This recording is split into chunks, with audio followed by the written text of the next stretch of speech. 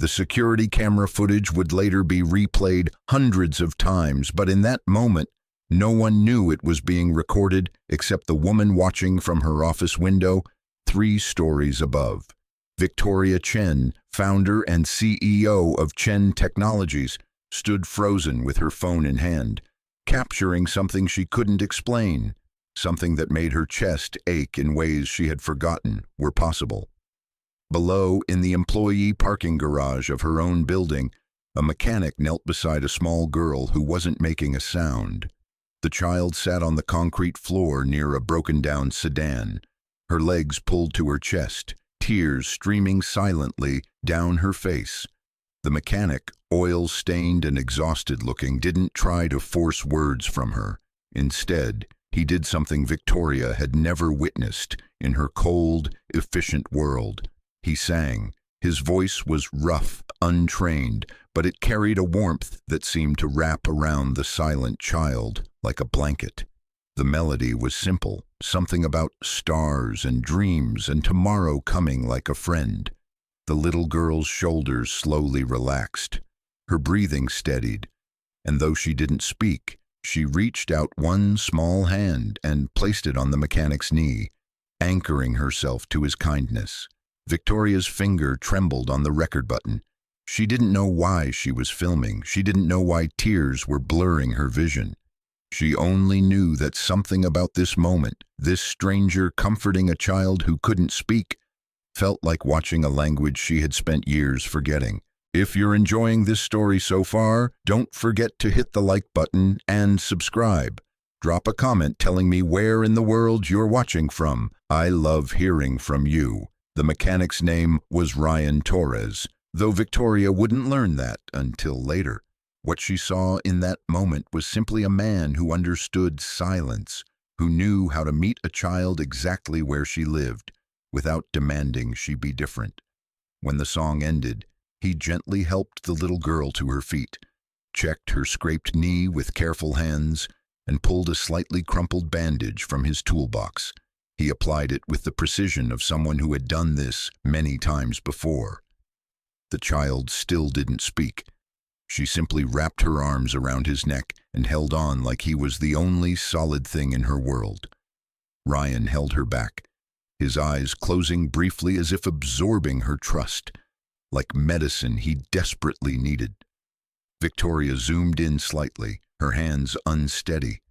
She could see the exhaustion carved into the man's face, the kind that comes from months or years of carrying weight no one else can see. His work uniform was faded, his boots worn through at the heels, but the way he held that child, the gentleness in his oil-stained hands, spoke of wealth Victoria's billions could never buy.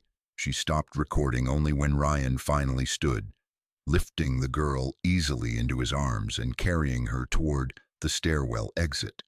Victoria watched them disappear, her heart beating strangely hard against her ribs.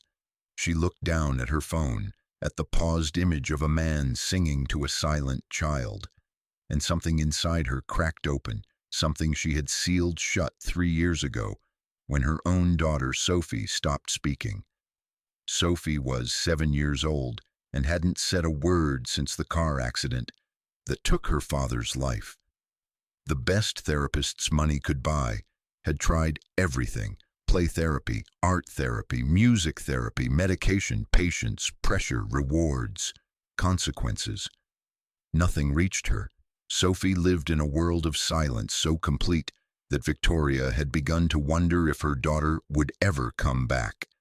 And yet, in a parking garage beneath her own company, a stranger had reached a mute child with nothing but a song and presence. Victoria's hands shook as she saved the video. She told herself it meant nothing, that she was simply tired, overworked, emotionally raw from another morning of watching Sophie eat breakfast in complete silence while Victoria tried desperately to remember what her daughter's voice sounded like. But she knew she was lying to herself. That video meant everything.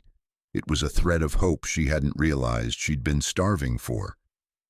Victoria returned to her desk, surrounded by floor-to-ceiling windows that overlooked the city she had helped build. Her office was pristine, minimalist, designed to project power and control. Awards lined one wall. Magazine covers featuring her face, stern and successful, filled a frame near the door. Forbes had called her the most influential woman in tech under 40.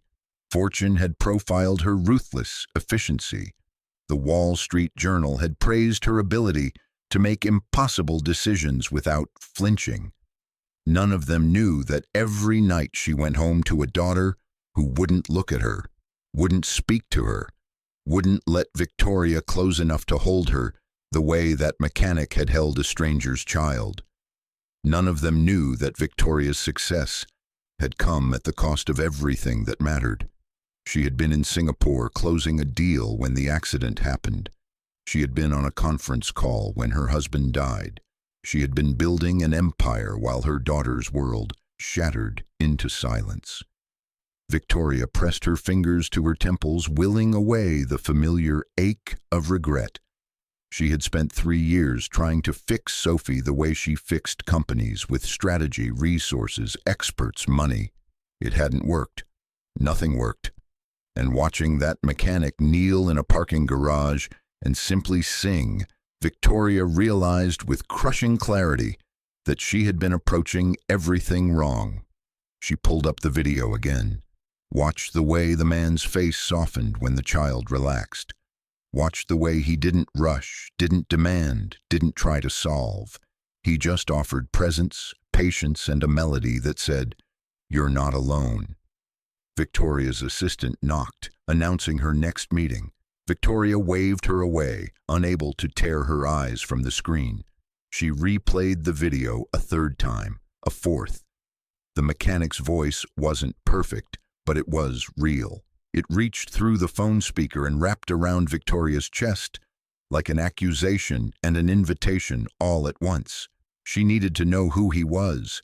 She needed to understand what he had that she didn't. And beneath the desperate hope, beneath the aching curiosity, was a darker truth she barely let herself acknowledge. She was terrified that a stranger in a parking garage understood her daughter's language better than she ever could. Ryan Torres didn't know he had been recorded. He didn't know a billionaire had watched him sing to his daughter, Emma, who was 5 years old and hadn't spoken since the trauma of watching her mother abandon them 18 months ago. He only knew that his shift at the garage had been brutal, that his back ached from crawling under luxury cars owned by people who never looked him in the eye, and that Emma's silence hurt more each day. He carried her up the stairwell, her small body warm and trusting against his chest. She had come to the garage after school again, brought by Mrs. Alvarez, the neighbor who watched her, while Ryan worked double shifts. Emma liked the garage. She liked the smell of oil and metal. She liked watching her daddy fix broken things, maybe because she believed if he could fix cars, maybe one day he could fix whatever was broken inside her that kept the words trapped. Ryan set her down gently in the break room, a cramped space with fluorescent lights and a vending machine that only worked half the time. He knelt to her level, brushing a strand of dark hair from her face. "You okay, mija?" he asked softly, knowing she wouldn't answer but asking anyway, because he refused to stop treating her like the verbal, laughing child she used to be. Emma nodded, her brown eyes enormous and solemn. She touched the bandage on her knee, then touched Ryan's cheek. Her way of saying thank you, her way of saying I love you, her way of saying everything she couldn't speak aloud. Ryan's throat tightened. He kissed her forehead and pulled a coloring book from his locker, setting her up at the small table with crayons he'd bought from the dollar store. She settled in immediately, her small hands moving with careful precision as she colored inside the lines, a habit that broke Ryan's heart because it felt like she was trying so hard to stay inside all the lines life had drawn around her silence. His supervisor, Marco, poked his head in. "Torres, you got another one. Black Mercedes, executive level. Owners pissed about the wait time." Ryan nodded, exhaustion settling deeper into his bones. He worked here because the hours were flexible enough to let him parent alone. He worked here because it was the only job that didn't ask questions about his past or his credentials. He worked here because after his small music shop went bankrupt and his wife left him holding a silent daughter and a mountain of debt, this was the only door that opened. But he was good at it. He was good at fixing things, at diagnosing problems, at taking broken engines and making them run again. It was the only area of his life where he still felt competent, where his hands knew exactly what to do. He glanced back at Emma, who was coloring a picture of a bird. She had drawn a speech bubble next to the bird's beak, but left it empty. Ryan felt the familiar stab of helplessness. He kissed the top of her head and headed back down to the garage floor. The black Mercedes belonged to someone important. Ryan could tell by the custom detailing, the spotless interior, the way it smelled like leather and wealth. He slid underneath, his mind automatically cataloging the sounds and symptoms Marco had described. The work was meditative, almost peaceful. Under a car, Ryan didn't have to talk. He didn't have to explain. He could just exist in the language of metal and mechanics, a language he still spoke fluently. Above him, he heard the click of expensive heels on concrete. A woman's voice, crisp and professional, spoke to Marco. "I need an update on the vehicle. I have a meeting in an hour." Marco's response was apologetic, deferential. "Our best guy's on it now, ma'am, should be ready soon." Ryan didn't look up. He had learned years ago that people like that didn't see people like him. He was part of the machinery, invisible and interchangeable. It didn't bother him anymore, or at least he told himself it didn't. He finished the repair, faster than expected. A worn belt and a loose connection. Simple fix. He rolled out from under the car and stood, wiping his hands on a rag that would never come clean. He glanced up, ready to tell Marco the car was ready, and froze. The woman standing 15 feet away, talking on her phone with her back to him, wore a tailored suit that probably cost more than Ryan's rent. Her posture was perfect, her hair pulled back in a style that spoke of control and precision. But it wasn't her clothes or her posture that made Ryan's breath catch. It was the fact that she was wiping her eyes quickly, secretly, as if she didn't want anyone to see that she had been crying. Ryan looked away immediately, the instinct to give privacy overriding everything else. But in that brief glimpse, he had seen something he recognized. The posture of someone carrying unbearable weight alone. He had seen it in the mirror every morning for 18 months. Marco approached, thanking Ryan and gesturing toward the woman. "Ms. Chen, your vehicle is ready." The woman turned. Ryan kept his eyes down, already moving toward the sink to wash his hands, to disappear back into invisibility. But as he walked past her, he heard her voice, quiet and strained, finishing her phone call. "I don't care what the therapist says, Mom. Nothing is working. Sophie won't even look at me anymore." Ryan's steps faltered. He didn't mean to listen, but the pain in those words was so familiar, so identical to the pain he carried, that his body reacted before his mind caught up. He turned slightly, just enough to see the woman's face. She had composed herself, the tears gone, the mask of control firmly back in place. But Ryan had heard the crack in her voice. He had seen the moment of raw vulnerability, and he recognized her not from meeting her, but from the plaque in the lobby upstairs. Victoria Chen, CEO, the woman who owned this entire building and probably half the city. Their eyes met for a fraction of a second. Ryan saw shock flicker across her face, as if she realized he had heard her, as if she realized someone had witnessed her breaking. He looked away immediately, his heart pounding with an embarrassment he didn't fully understand. He turned toward the stairwell, needing to get back to Emma, needing to escape the strange tension crackling in the air. But as he reached the door, he heard footsteps behind him, quick and determined. "Wait." Ryan stopped. He turned slowly. Victoria Chen stood 5 feet away, her expression unreadable, her phone clutched tightly in her hand. For a long moment, she didn't speak. She simply stared at him as if trying to solve an impossible equation. Then, in a voice barely above a whisper, she asked, "That little girl in the garage earlier, the one who wasn't speaking, is she yours?" Ryan's protective instincts flared immediately. He didn't know what this woman wanted, didn't know why she was asking, but he knew enough about powerful people to be cautious. "Why?" Victoria hesitated. Then she did something Ryan never expected. She held out her phone, the screen showing a paused video. "Because I recorded this, and I need to know how you did that." Ryan looked at the screen, saw himself kneeling beside Emma, saw the moment frozen in time when his daughter had reached for him, when his song had reached her. His jaw tightened. "You recorded my daughter without permission?" "I know how it sounds," Victoria said quickly, her voice cracking slightly.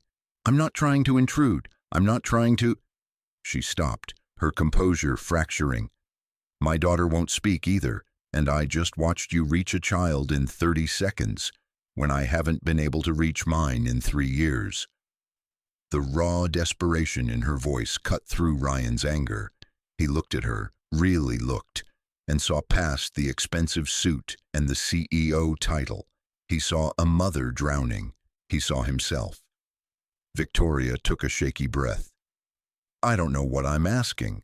I don't even know if I should be asking. But please." Her voice dropped to a whisper. "Tell me what you know that I don't." Ryan stood there, caught between suspicion and sympathy, between self-preservation and the instinct to help someone in pain. This woman had everything: money, power, success. And yet she was standing in a parking garage begging a mechanic for answers. Before he could respond, a small figure appeared. In the stairwell doorway, Emma, holding her coloring book, her eyes searching for her father. She saw him and started forward, then froze when she noticed the stranger. Victoria's breath caught audibly. She stared at Emma with an expression Ryan couldn't quite name, something between longing and recognition and grief. Emma stared back, silent and assessing, the way she looked at everyone these days. And then, in the heavy silence of that concrete garage, Emma did something she hadn't done in months. She stepped forward and held up her coloring book, showing the picture of the bird with the empty speech bubble to the crying woman in the expensive suit. Victoria knelt slowly, carefully, as if afraid any sudden movement would shatter the moment. She looked at the picture, then at Emma, and her eyes filled with tears she didn't try to hide this time. "That's beautiful," Victoria whispered, her voice breaking. Emma nodded once. Then she reached out and gently touched Victoria's hand, the same gesture of comfort she had given Ryan earlier, and Ryan watched, stunned, as his silent daughter, who trusted almost no one, offered kindness to a stranger who needed it. Victoria's tears fell freely now. She looked up at Ryan, her expression raw and pleading. "Please, I'll pay you anything. I just need help. I need someone who understands." Ryan's mind raced. This was insane. This woman was a billionaire. He was a mechanic barely keeping his head above water. They lived in completely different worlds. But as he looked at Emma's small hand resting on Victoria's, as he saw the mirror of his own, pain reflected in this stranger's eyes, he realized something. Pain didn't care about tax brackets, grief didn't check bank accounts, and a parent's desperation to reach their silent child was exactly the same, whether you lived in a penthouse or a one-bedroom apartment with broken heat. Ryan took a slow breath. "I don't want your money." Victoria looked up, hope and confusion warring on her face. Ryan continued, his voice quiet but steady. "But if you want to understand how to reach a child who won't speak, you're going to have to do something you've probably never done before." "What?" Victoria whispered. Ryan met her eyes. "You're going to have to stop trying to fix her and start learning to just be with her." The words hung in the air between them, simple and impossible, an answer that sounded like it couldn't possibly be enough. But in Victoria's eyes, Ryan saw something shift. Not understanding, not yet, but the beginning of willingness, the crack in the armor that might, just might, let something real through. And that's how it began, in a parking garage, between a mechanic and a billionaire, between two parents carrying identical wounds in vastly different worlds. With a song, a video, and a silent child's small hand bridging a gap neither adult knew how to cross alone. 3 days passed before Victoria worked up the courage to call the number Ryan had written on the back of a garage receipt. 3 days of watching that video on repeat. 3 days of coming home to Sophie's silent meals and empty stares. 3 days of realizing that every expert she'd hired had been teaching her the wrong language. When Ryan's voice answered, rough and cautious, Victoria's carefully prepared speech dissolved. "This is Victoria Chen, from the garage. I'm sorry to bother you, but I was hoping we could talk about what you said." Silence stretched on the other end. Then, "When?"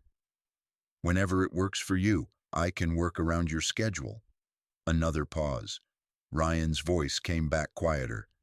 "Tomorrow's my day off. There's a park near Maple Street. Emma likes the swings there. 2 o'clock. Victoria wrote it down, her hand trembling slightly. "Thank you." "Ms. Chen?" Ryan's voice stopped her before she could hang up. "Bring your daughter." The suggestion terrified her. Sophie hadn't been to a park in over a year. She barely left the house except for school and therapy appointments. But Victoria heard herself say, "Okay." The next afternoon, Victoria pulled her Audi into a neighborhood she'd never visited. Streets lined with modest homes and chain-link fences. The park was small, worn equipment and patchy grass, nothing like the private playground at Sophie's school. Victoria helped Sophie out of the car, her daughter's hand limp and unresponsive in hers. Sophie was 7, small for her age, with dark hair like her father's and eyes that used to sparkle with questions.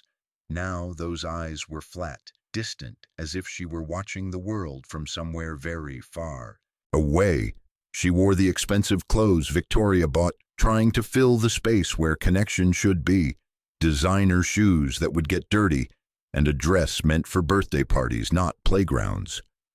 Ryan was already there, pushing Emma on the swing. He wore jeans and a faded t-shirt, so different from the oil-stained uniform. Emma's laughter was silent, but her smile was radiant, her small legs pumping as she flew higher. Victoria's chest constricted watching them, the ease between father and daughter, the trust so visible it hurt. Ryan noticed them and slowed the swing. He said something quiet to Emma, who turned and saw Sophie. The two girls stared at each other. Two silent children, mirrors reflecting the same locked door from different angles. Ryan approached, wiping his hands on his jeans. "Ms. Chen." "Victoria, please." She forced a smile. "This is Sophie."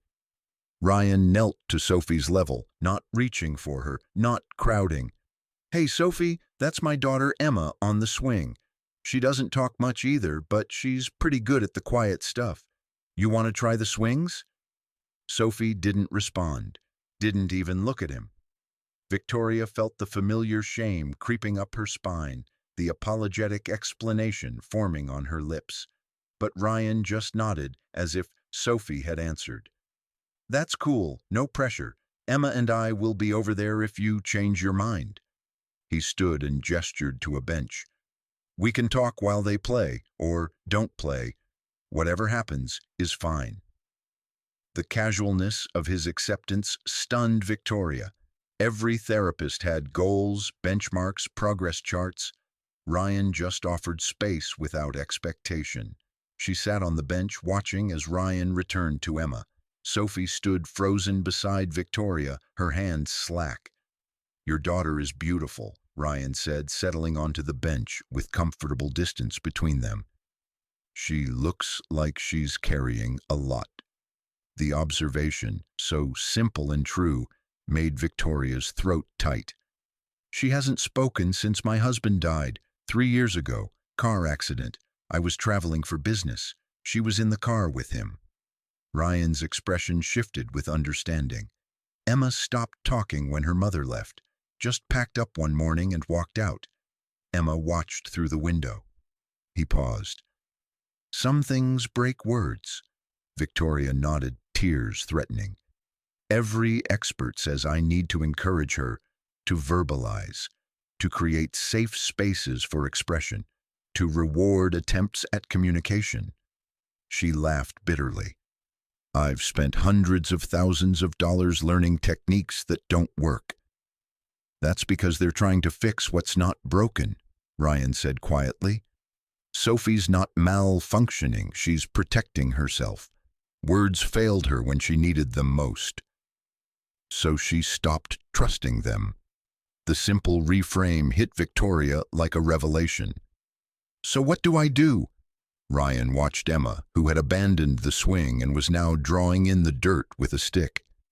You learn her other languages. You stop waiting for her to come back to words and start meeting her where she actually is. I don't know how, Victoria whispered, the confession painful. Ryan looked at her with surprising gentleness. I didn't either. I spent months after Emma's mom left trying everything I could think of. Bribes, consequences, begging, anger, therapy. Nothing worked. He leaned back, his voice softening with memory. Then one night I found her crying in her room, completely silent, tears just pouring down her face. And I realized I'd been so focused on getting her to talk that I'd forgotten to just be with her. So I stopped trying to fix it. I lay down next to her and I started singing. Just stupid songs from when she was a baby. And she curled into me and cried herself to sleep. And I finally understood. Understood what? Victoria asked. That she didn't need me to fix her silence. She needed me to prove I wasn't going anywhere because of it. The words settled into Victoria's chest, like stones she'd been carrying alone, finally getting named. She looked at Sophie, still frozen beside the bench, and felt the weight of every missed moment, every business trip, every choice that had built walls between them long before the accident. I don't know if it's too late, Victoria said, her voice breaking. I wasn't there when she needed me most. I was building a company while my family fell apart, and now I don't know if she'll ever forgive me. Ryan was quiet for a moment. Then he said, Emma asks me sometimes, through her drawings, why her mom left, if it was because of her, and I tell her the truth. Some people don't know how to stay, but I do. I'm not going anywhere. He looked at Victoria. Sophie doesn't need you to have been perfect. She needs you to show up now, consistently, without agenda. If you're hooked on this story, make sure to subscribe and turn on notifications so you never miss an upload. Your support means everything and helps me bring you more emotional stories like this one. Movement caught Victoria's attention.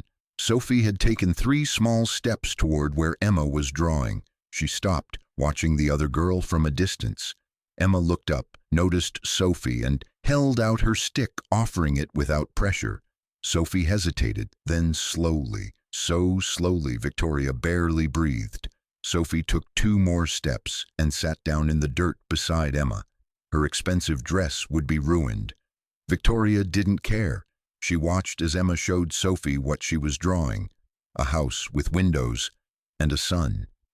Sophie picked up her own stick and began drawing beside Emma, not talking, not even looking at each other, just existing in parallel, 2 silent children finding companionship in shared language.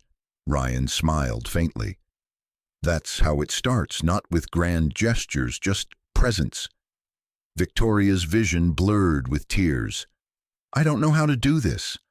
I'm good at boardrooms and negotiations and building things from nothing, but I don't know how to just be still with her. Then you'll learn, Ryan said simply. Same way I did. by showing up and failing and showing up again, by letting go of outcomes, by accepting that some days she'll respond and some days she won't, and both are okay. Victoria wiped her eyes, trying to compose herself, and failing. Why are you helping me? You don't know me. You don't owe me anything. Ryan was silent for a beat. Because I know what it's like to be desperate, and I know what it's like when someone sees you drowning and just keeps walking. A man at the grocery store once saw Emma having a meltdown when she was trying to tell me something and couldn't. Instead of judging, he knelt down and taught me a few basic signs. Just simple ones. Thank you. More. Stop. Love. Ryan's voice roughened. That 10-minute conversation changed everything. So if I can give someone else even a fraction of that, I will. Victoria looked at this man, this mechanic in worn jeans, who had more wisdom about parenting than any credentialed expert she'd hired. What happened to your music shop? You mentioned it closed. Ryan's jaw tightened. Bad business partner, worst timing. The recession hit. People stopped buying instruments. My partner emptied the accounts and disappeared. I tried to save it, but I had Emma and bills, and my wife was already checking out emotionally. The shop went under. She left 6 months later, said she didn't sign up to be poor and stuck with a broken kid. The bitterness in his voice was earned. Victoria wanted to say something comforting, but she knew platitudes would insult him.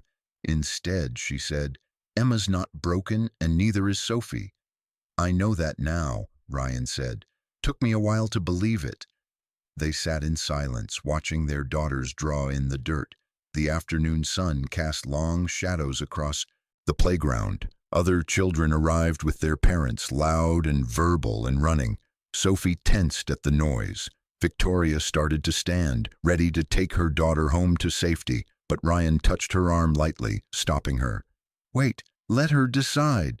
Victoria sat back down, anxious. Sophie looked overwhelmed, her small body rigid.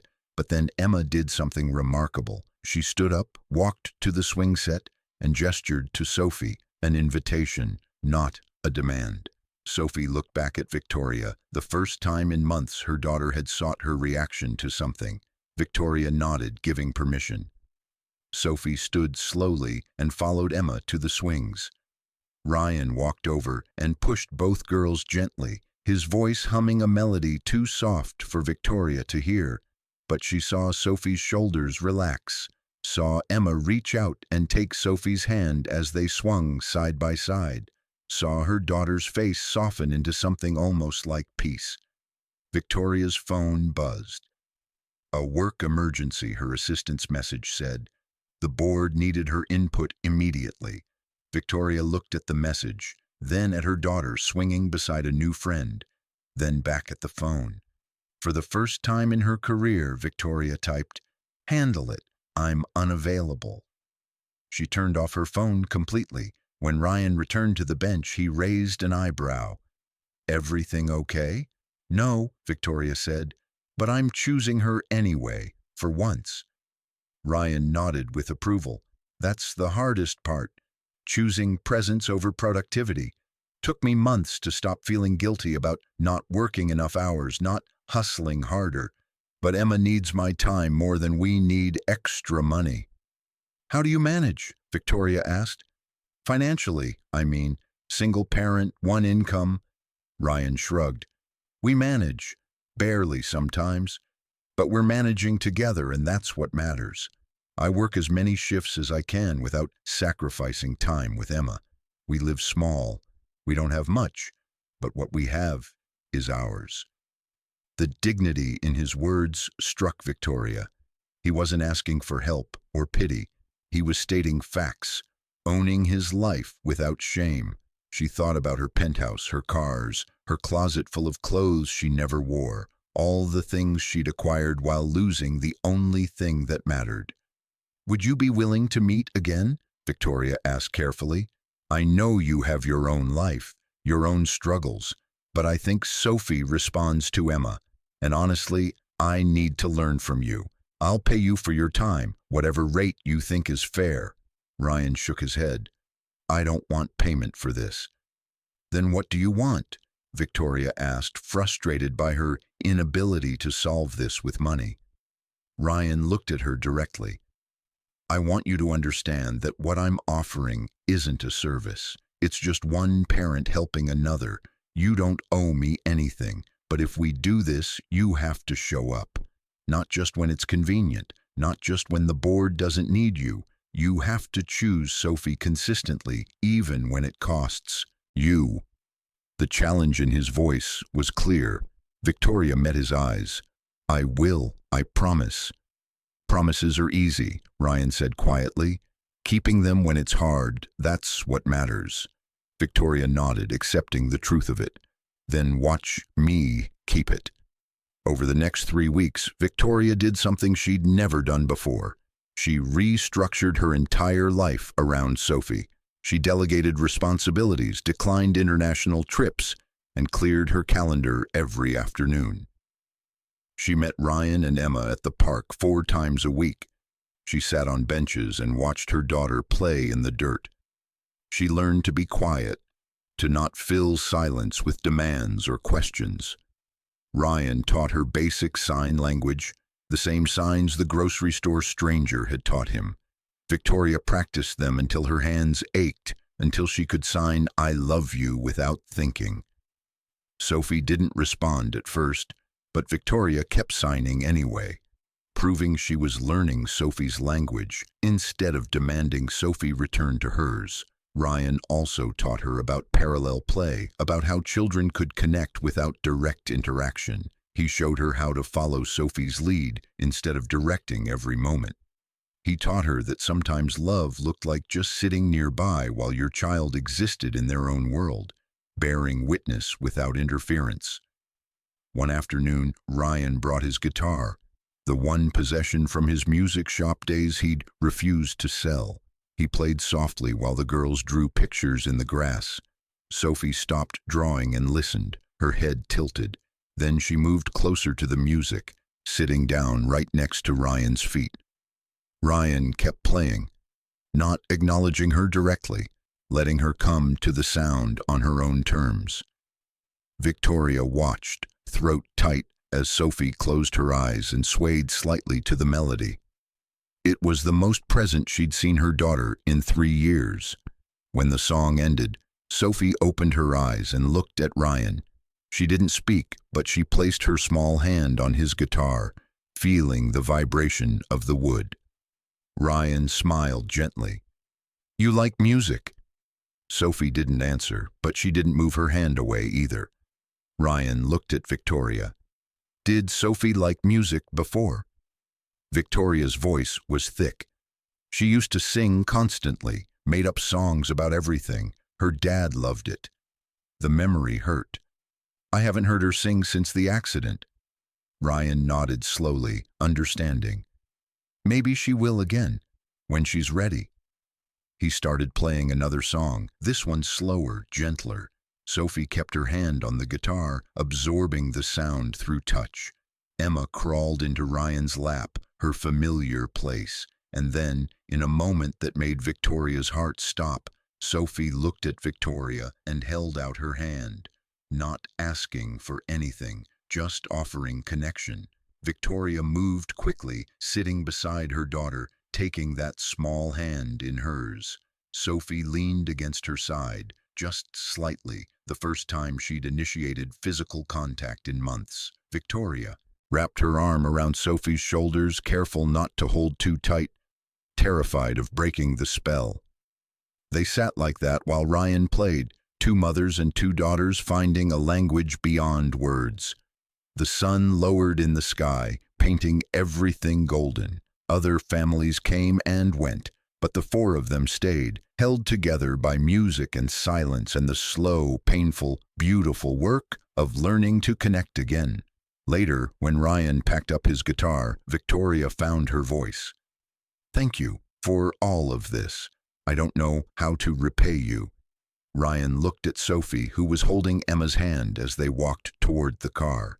You already are, by showing up, by trying. That's all any of us can do." Victoria wanted to say more, to express the depth of gratitude she felt, but words seemed inadequate. Instead, she asked, "Same time Thursday?"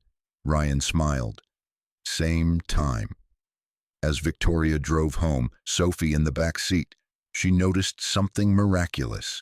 Sophie was humming, barely audible, just a fragment of the melody Ryan had played, but it was sound, music, the beginning of something returning. Victoria's hands shook on the steering wheel. She didn't dare comment, didn't want to scare the fragile moment away.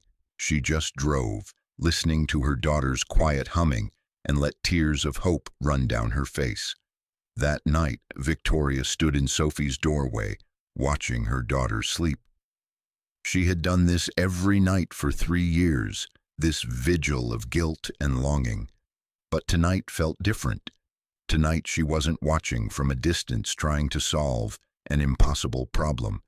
Tonight she was just a mother grateful for a chance to try again. She thought about Ryan, about the way he moved through the world with such quiet strength, about how he had lost everything, his business, his marriage, his daughter's voice, and still showed up every day with patience and presence, about how he had reached across the vast distance of their different worlds and offered her something money couldn't buy: hope, guidance, the simple truth that she didn't have to do this alone.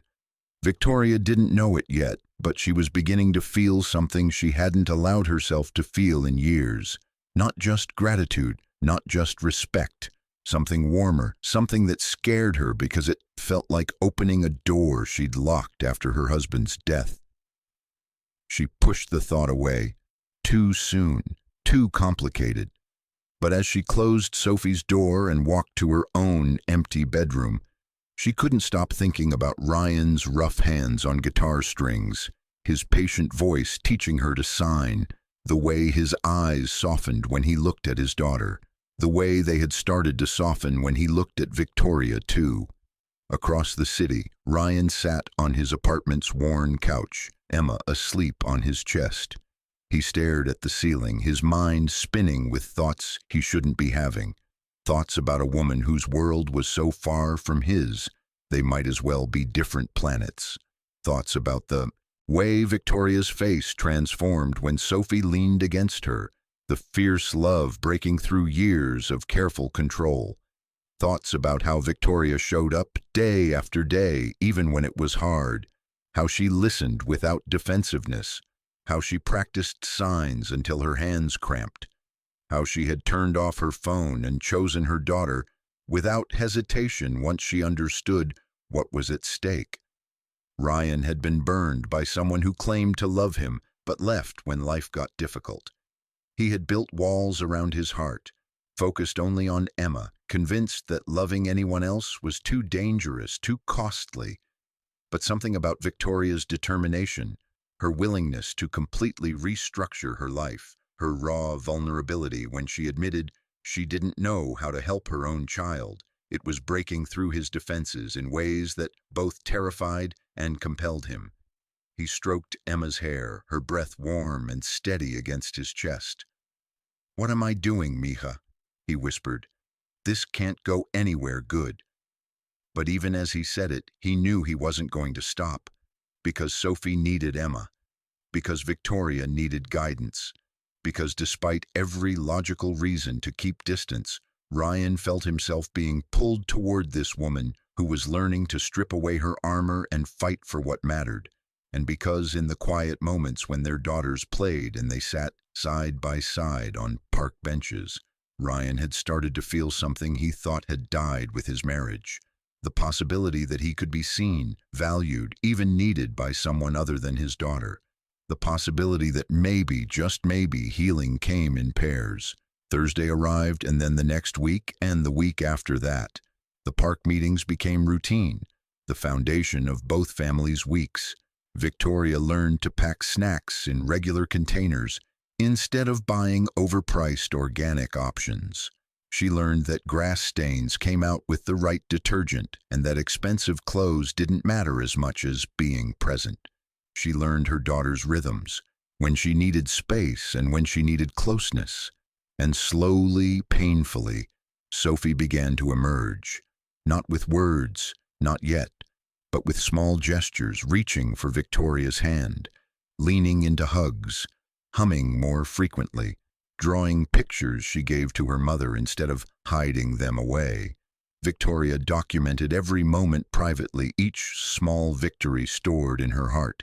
The day Sophie signed "Thank you" for the first time. The day she laughed, silent but unmistakable. The day she sat in Victoria's lap voluntarily and let her mother braid her hair. Ryan watched Victoria transform too. The sharp edges softened. The constant phone checking stopped. The desperation in her eyes eased into something more like peace.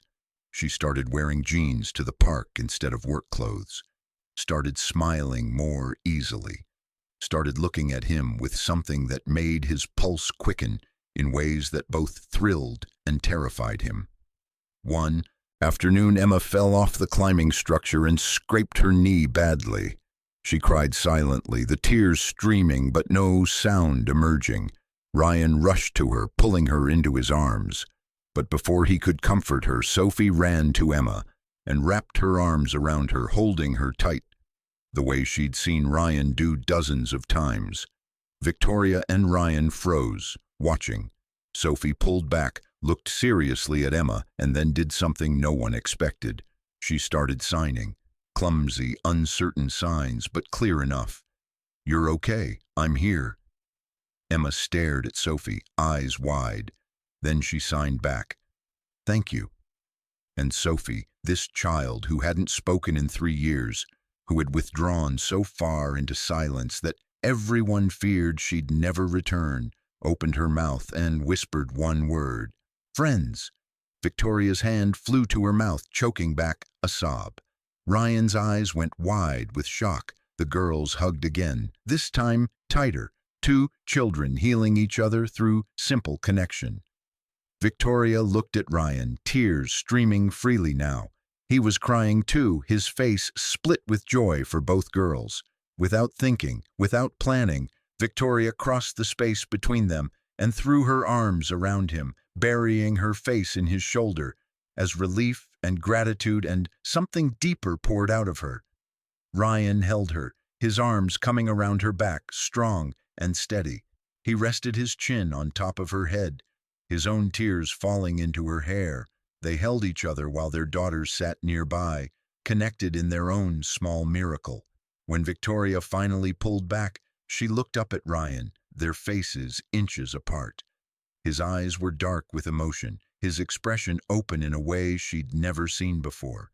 Her breath caught at the intensity of what passed between them, unspoken but undeniable. "Ryan?" she whispered, not knowing what she wanted to say. Only knowing his name felt important. He raised one hand, gently wiping tears from her cheek with his thumb. "I know," he said softly. "Me too."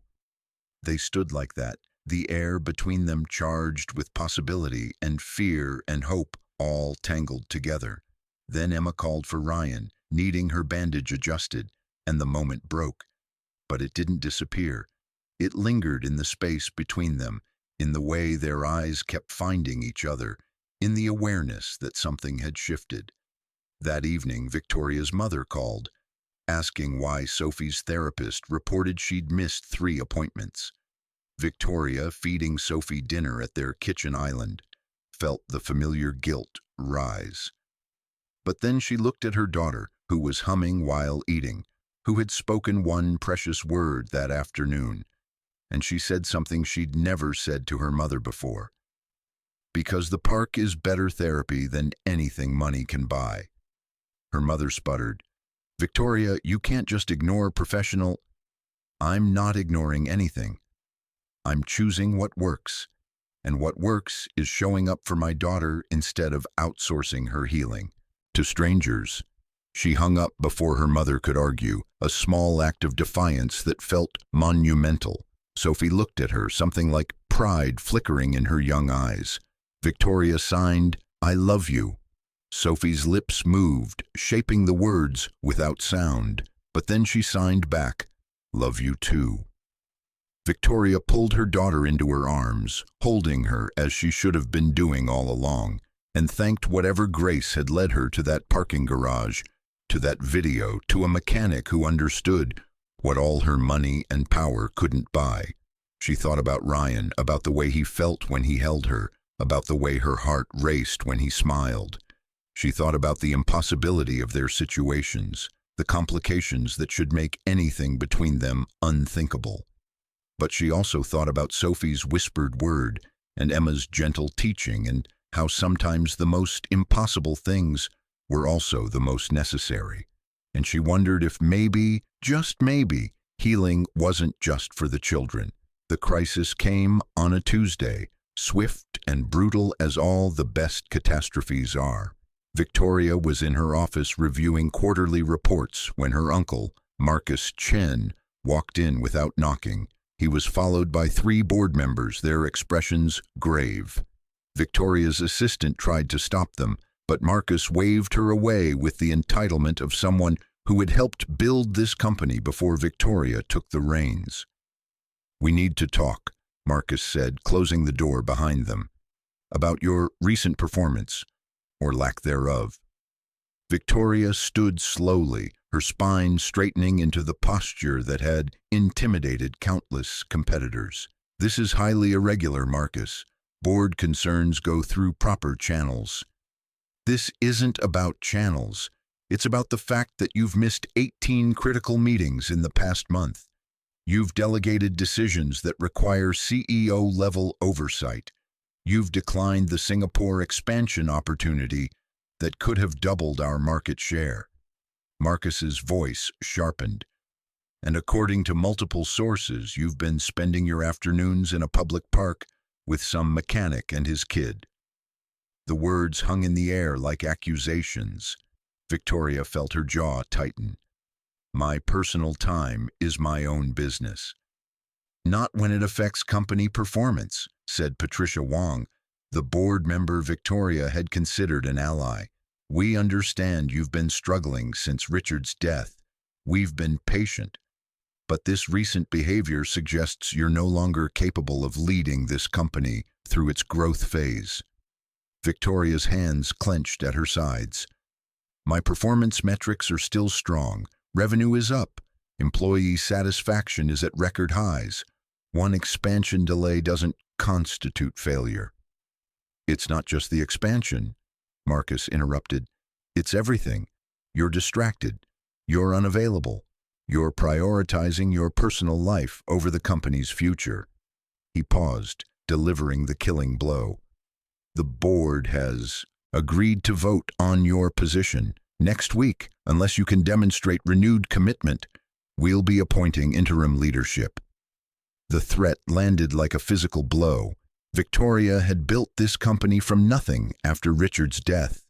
She had poured her grief into growth, her pain into profits. This company was supposed to be her legacy, her proof that she could succeed even when her personal life shattered. But as she looked at Marcus's cold eyes and the board members' disapproving faces, she realized something had changed. The thought of losing the company still hurt, but the thought of losing the afternoons with Sophie, the moments with Ryan, the progress her daughter had made, that hurt infinitely more. "I need time to consider this," Victoria said, her voice steady despite the chaos in her chest. "You have until Monday," Marcus replied. "Either recommit fully or step aside gracefully." They left her standing in her glass office, surrounded by the skyline she'd conquered, feeling more trapped than she'd ever felt in her small moments at the park. That afternoon, Victoria arrived at the park late, shaking. Ryan noticed immediately. He was pushing the girls on the swings, but his eyes tracked Victoria's trembling hands, her too bright smile, the way she couldn't quite meet his gaze. When the girls ran off to the sandbox, Ryan sat beside her on the bench. "What happened?" Victoria's composure cracked. "They're going to vote me out, my own board, because I've been choosing Sophie over the company." She laughed bitterly. "I finally start being the mother she needs, and I'm being punished for it." Ryan's expression darkened. They can't do that. They can, and they will. Unless I prove I'm willing to go back to the way things were.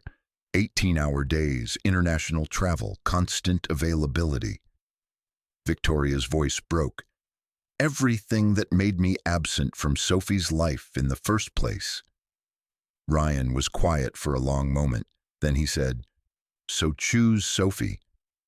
Victoria stared at him. "It's not that simple. That company is everything I built.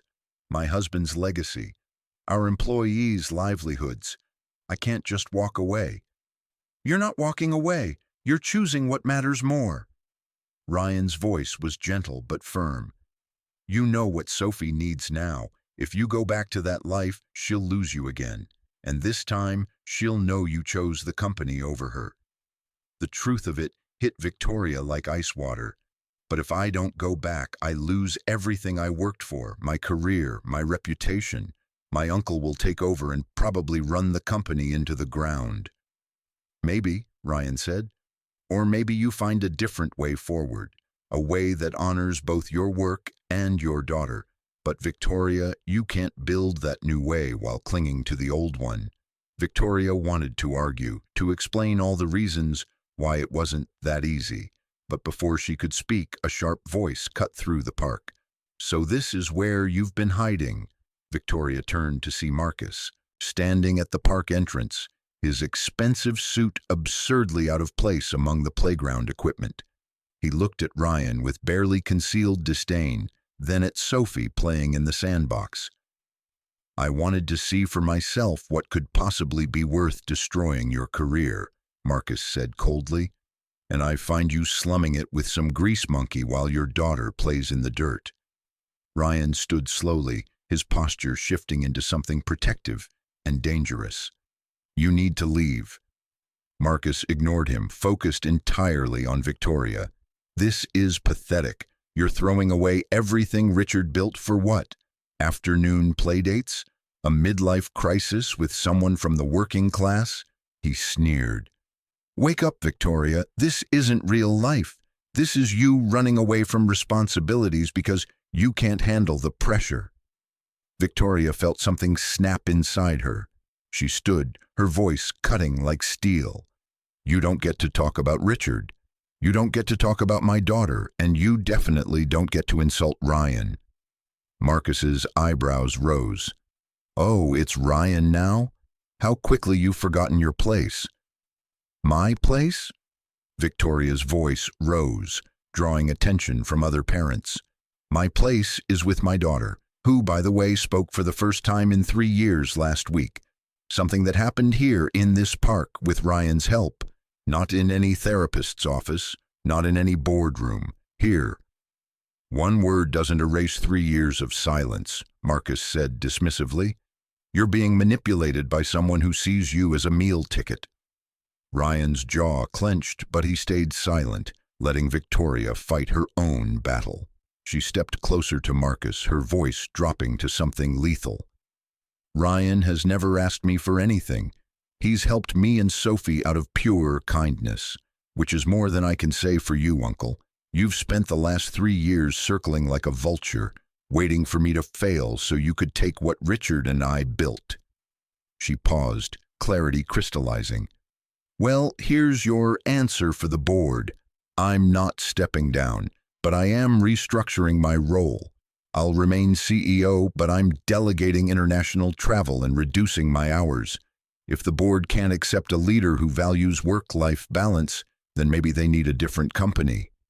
Marcus's face flushed with anger. "You'll regret this. The vote will go against you." "Then let it," Victoria said, surprised by how calm she felt. "I'd rather lose a company than lose my daughter. I made the wrong choice once, choosing work over family. I won't make it again."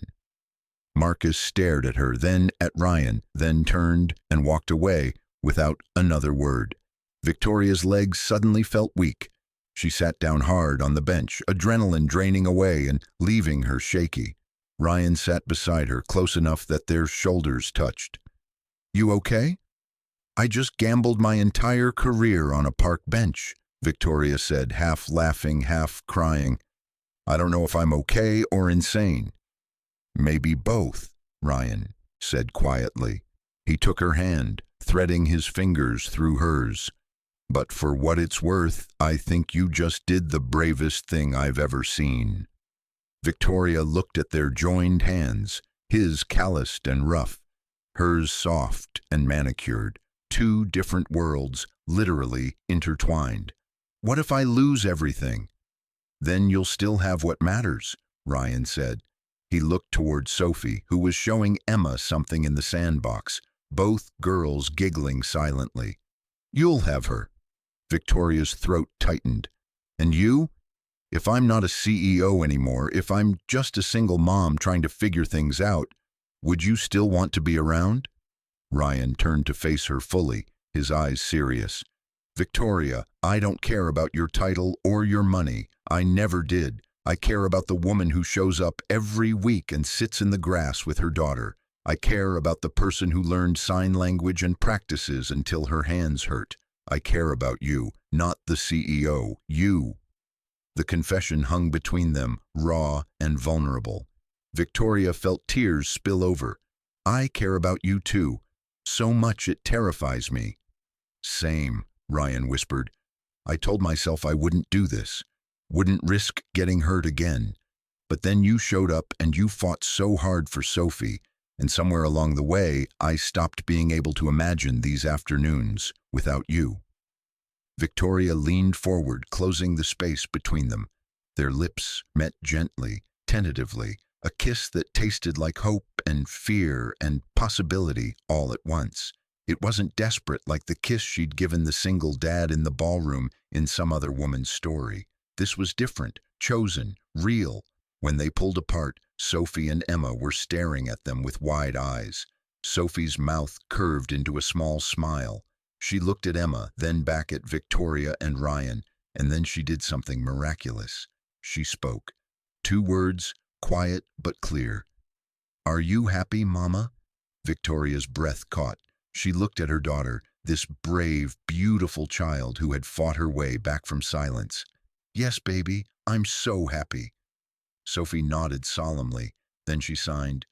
Good, you should be. Emma giggled, signing to Sophie, and the 2 girls returned to their play as if the world hadn't just shifted on its axis. Ryan laughed, wiping his eyes. Did that just happen?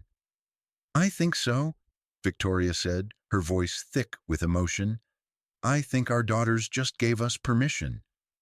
Smart kids, Ryan said, pulling her close. They sat like that, wrapped up in each other while their daughters played.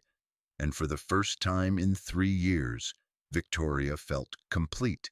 Not because she had all the answers, not because everything was resolved, but because she had chosen what mattered, and that choice, terrifying as it was, felt right in a way nothing else ever had.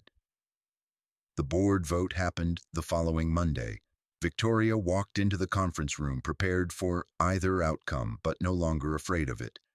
She had spent the weekend with Sophie, just the 2 of them, talking and signing and playing. Sophie had spoken 12 more words over those 2 days, 12 precious words that Victoria treasured more than any quarterly earnings report. Marcus sat at the head of the table, confident in his coming victory. The board members filed in, their expressions unreadable. Victoria took her seat, spine straight, hands steady. Patricia Wong spoke first.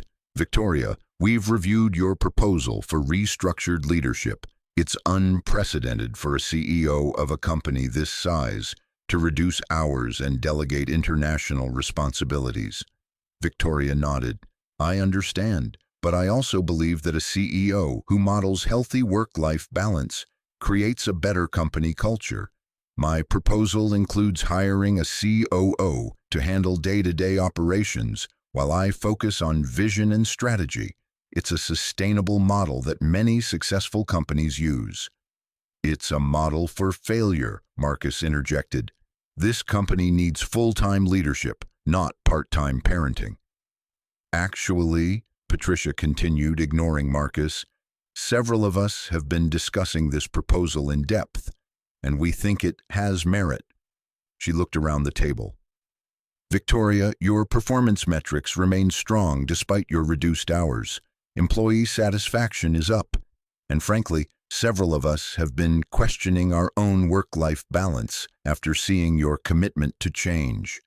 Victoria's heart began to pound. "Are you saying—" "We're saying the vote is 6-1 in your favor," Patricia said with a small smile, "with the stipulation that we hire a strong COO within 90 days. You remain CEO with restructured responsibilities. Congratulations." Marcus's face went purple with rage. "This is absurd. She's choosing her personal life over—" "Over burning out," Patricia interrupted firmly. "Over the toxic culture that killed her husband and nearly destroyed her daughter. We're not voting for weakness, Marcus. We're voting for sustainable leadership. If you can't see that, perhaps you're the one who doesn't belong on this board." The room went silent. Marcus stood abruptly and walked out, slamming the door behind him. Victoria sat frozen, barely able to process what had just happened. She had won. She had kept her position, restructured on her terms, and hadn't had to choose between Sophie and her career after all. She had found a third option, one that honored both. Victoria excused herself quickly, barely holding herself together until she reached her office. Then she called Ryan, her hands shaking so hard she almost dropped the phone. "Victoria," his voice was concerned, "how did it go?" "I won," she breathed. "They voted to keep me on my terms. I can restructure. I can be with Sophie. I can—" Her voice broke. "I can have both." Ryan's relieved laughter filled the line. "I never doubted it. When do you celebrate?" Victoria looked at the clock. 2:30, their usual park time. "How about right now? I'm leaving work early, permanently early." "We'll be waiting," Ryan said softly. Victoria drove to the park with tears streaming down her face, but this time they were tears of relief, of joy, of gratitude for whatever grace had led her to a parking garage, to a video, to a man who had taught her how to fight for what mattered. When she arrived, Sophie ran to her immediately, signing "Mama home early" with delight. Victoria scooped her up, spinning her around, pressing kisses to her daughter's face. Sophie laughed, the sound still rare but growing more frequent, and wrapped her arms tight around Victoria's neck. Ryan watched them with soft eyes. When Victoria finally set Sophie down, he pulled Victoria into his arms, holding her close. "Proud of you," he murmured against her hair. "Couldn't have done it without you," Victoria whispered back. "Yes, you could have," Ryan said, "but I'm glad you didn't have to." The weeks that followed were not perfect. Sophie still had hard days when the words wouldn't come. Victoria still struggled with guilt and the learning curve of true presence. Ryan still worked long hours at the garage, still worried about money, still carried the scars of abandonment. But they showed up for each other, consistently, imperfectly, honestly. Victoria hired a COO, a brilliant woman who understood that strong leadership meant sustainable leadership. She restructured her schedule, working mornings and early afternoons, leaving evenings and weekends sacred for Sophie. The company didn't collapse. In fact, employee retention improved. Productivity increased. Other executives began requesting flexible arrangements, creating a culture shift that rippled through the entire organization. Ryan started bringing his guitar to the park more often. He played while the girls danced and Victoria watched, her heart full in ways she'd forgotten were possible. One evening, Sophie asked if she could try. Ryan showed her basic chords, patient and gentle. She didn't speak while learning, but she hummed, filling the air with melody that sounded like healing. 3 months after the board vote, Victoria did something that would have been unthinkable a year earlier. She invited Ryan and Emma to dinner at her penthouse, not as her mechanic, not as Sophie's friend's father, as the man she was falling in love with. Ryan stood in her gleaming kitchen, overwhelmed by the luxury he'd only glimpsed through car windows. But Victoria took his hand and said, "This is just a place. You're what makes anywhere feel like home." They ate pasta that Sophie and Emma helped make, sauce splattered on expensive countertops. They played board games on the floor of Victoria's living room. They laughed and signed and sang. And when the girls fell asleep on the couch, curled together like puppies, Victoria and Ryan sat on the balcony overlooking the city. "This is surreal," Ryan said quietly. "A few months ago, I was just a guy trying to survive. Now I'm here with you, and our daughters are friends, and I'm feeling things I didn't think I'd feel again." Victoria leaned against him. "Scared?" "Terrified," Ryan admitted, "but also hopeful, which might be worse." Victoria turned to face him, her hand cupping his jaw. "Ryan Torres, I am a woman who makes billion-dollar decisions without flinching. I've negotiated with ruthless competitors and won. I've built an empire from grief and determination." She paused, her voice softening. "And I have never been more certain of anything than I am of this. You are worth the risk. We are worth the risk." Ryan's eyes glistened. "Even though I work in a garage? Even though I can't give you the life you're used to?" "You already give me the life I need," Victoria whispered. "You give me presence, partnership. You give me someone who sees me, not my title. You give me a man who taught me how to be the mother my daughter deserves." She kissed him softly. "That's worth more than anything money can buy." Ryan kissed her back, deeper this time, his hands in her hair, years of loneliness and fear dissolving into something that felt like coming home.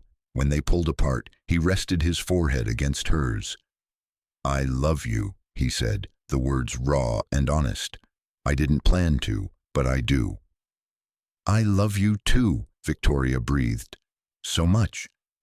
They sat together under the stars, two people from different worlds who had found each other in a parking garage, through silence and song, through broken children who became each other's healers, through the terrifying, beautiful work of showing up even when it cost everything. 6 months later, on a Saturday afternoon in their park, Ryan knelt in the grass in front of Victoria while their daughters played nearby. He pulled out a simple ring, nothing like the diamond empire she used to wear, but perfect in its modest sincerity.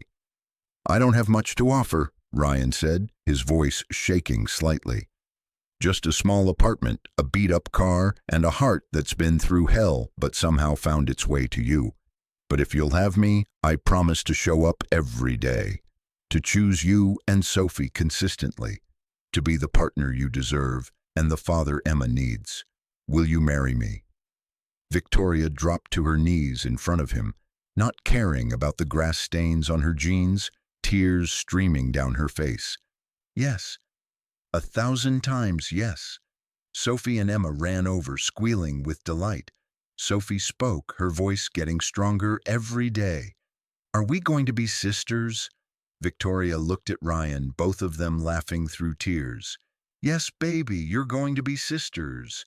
Emma signed furiously, too excited for words even as they slowly returned to her.